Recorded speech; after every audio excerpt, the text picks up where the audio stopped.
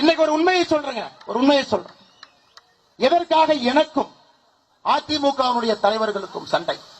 இதெல்லாம் தனிப்பட்ட வாக்கியால் பிரச்சனையா? மேடையில் நிறைய தலைவர்கள் இருக்கிறாங்க, அதிமுகவோடு கூட்டணி வேண்டும் என்று சொல்லக்கூடிய தலைவர்கள்.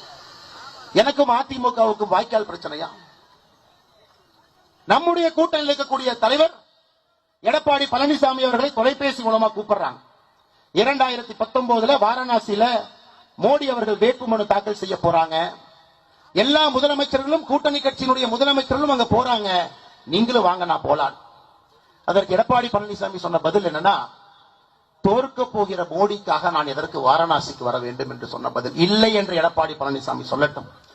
என்னுடைய தலைவனை பற்றி எப்படி எடப்பாடி பழனிசாமி என்று பேசினாரோ, மானமுள்ள அண்ணாமலை அன்றிலிருந்து கூட்டணி கட்சி தலைவராக எடப்பாடி பழனிசாமி எப்பொழுதும் நான் ஏற்றுக்கொண்டது கிடையாது.